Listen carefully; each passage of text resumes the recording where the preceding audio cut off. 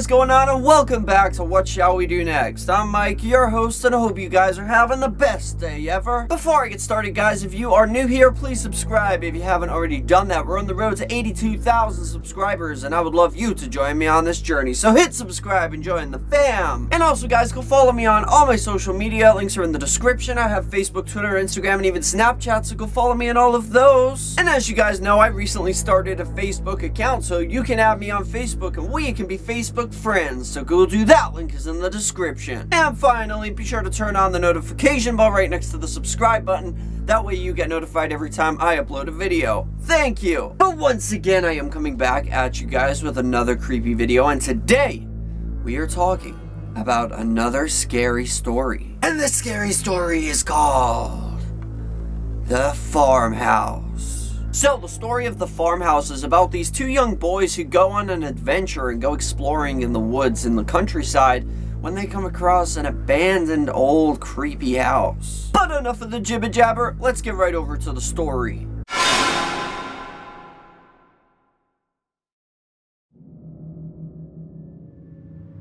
The Farmhouse. Every summer, my mother would take me to visit our relatives who lived out in the country. My cousin and I were almost the same age, and we were always up to mischief. We spent our days out in the fields, exploring the area, making bow and arrows, sharpening knives, throwing rocks, and climbing trees, and even tracking wild animals. One day, we set out on a long walk across the fields, not really having any idea where we were going. Sometimes we like to get ourselves lost and then try to find our way home. After a few hours of walking, it was getting late in the afternoon when we came across a farmhouse that looked as if it was abandoned. On the property, there was a small storage shed. So we jumped over the fence and decided to find out what was inside. We found that the doors were locked. There was a small keyhole, but we couldn't see through it because it was blocked by dust and thick spider webs. We walked towards the house and noticed that the front door was standing open, but there was no sign of life coming from within. The yard was overgrown with grass and weeds. The only sound we could hear was an old windmill nearby, rattling in the breeze. I went to the door of the house and shouted, "Hello?" But there was no answer. It was then that the smell hit me. It was the stench of damp, mold, and decay. I stepped inside. There were clothes and papers everywhere, and some cardboard boxes. There was an old bed, some racks of moth-eaten clothes, a leather armchair. I took a few steps forward, and the smell seemed to get a whole lot worse. A feeling of intense uneasiness washed over me, and I wanted to turn and run away. Just then, something caught my eye.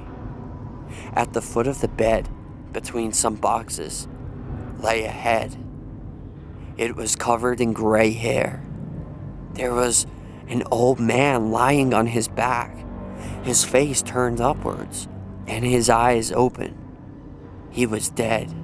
I let out a horrific yell, then grabbed my cousin by the arm, and we both ran as fast as we could. As we fled across the yard, we were passing the shed outside when the locked door suddenly crashed open and an old lady was standing there.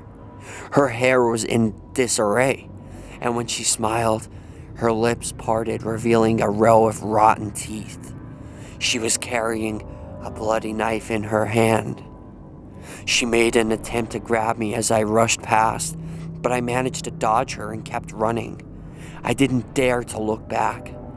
I just ran and ran and ran as fast as I could. It was a few minutes later that I realized my cousin wasn't with me. I stopped in my tracks, breathing heavily, and looked around. He was nowhere to be seen. My heart sank. I started running again, desperately trying to get back to my aunt and uncle's house as quickly as possible. Eventually, I saw the light of their house in the distance. As soon as I reached home, I ran inside and called out to my mother. My relatives gathered around me as I started babbling and begging them to go find my cousin. My uncle got into his truck and brought me with him. Eventually, we found the old farmhouse, but my cousin wasn't there. Neither was the old man or the old woman. After searching for a while, my uncle called the police. A few days later, my cousin still had not been found. The farm was searched from top to bottom, but there was no trace of him, and he remains missing to this day. It's one of the biggest unsolved mysteries in the region. I don't know what could have happened to my cousin that day, but I am glad it didn't happen to me.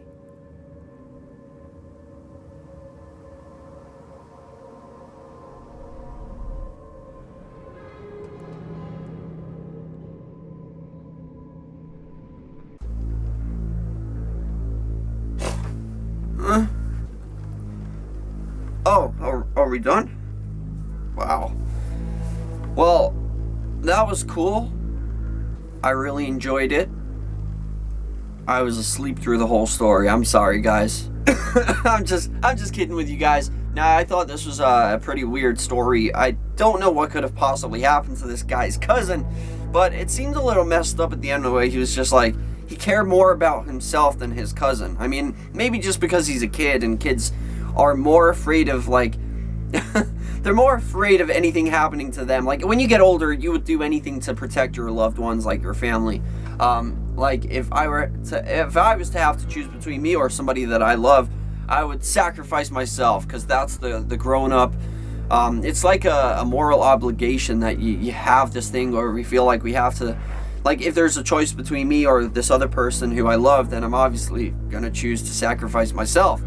But maybe because he's a kid, he didn't really, kids don't really feel that extent of love like we do. Like, they don't feel like that need to sacrifice themselves. You guys get what I'm saying? This kid he's like, whoa, I don't know what happened to my cousin, but I am glad it wasn't me. I am so glad it wasn't me. Thank God that it was him. That's kind of like the impression I got, but I just guess it's because he's a kid. But overall, I thought it was a good story. Definitely creepy. I don't know what could have happened, but that is why you don't go wandering off in the woods when you're in the country, because you're gonna find weird redneck hillbillies like this, and they're gonna come get you. But I don't know, I think it's weird the way they just disappeared, especially since they were old. So, like, how can two old people just disappear like that, especially when one of them was dead? That doesn't make sense to me, unless, I don't know. Maybe she was a cannibal. But I thought it was a pretty cool story. Reminded me a little bit of, like, the old TV show that I used to watch when I was a kid called Goosebumps, or Are You Afraid of the Dark? That was another one too. Both of those shows are like, they were like scary movies for me as a kid. But hey ho, what do you know? But my question to all of you for question of the day is, what do you think these people were, and what do you think happened to the kid, the kid's cousin? What do you think happened to him?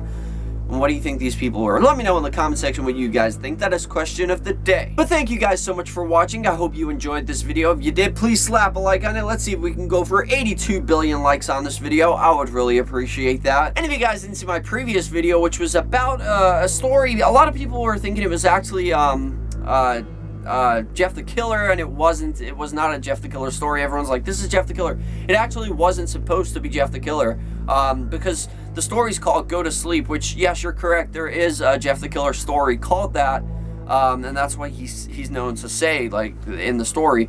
But I have done a Jeff the Killer video, there's a two-part to it, so if you guys want to watch that, you can. It's on my channel. But this story is not necessarily about Jeff the Killer, but it's just, the reason it was called Go to Sleep was because that's what the mother said. It was a quotation from the actual story, and the only part that said go to sleep was the mother when she was saying to the kid, go to sleep. So it's not really Jeff the Killer, but it's kind of similar. I see what you guys were thinking, especially with the picture. Kind of looked like Jeff the Killer.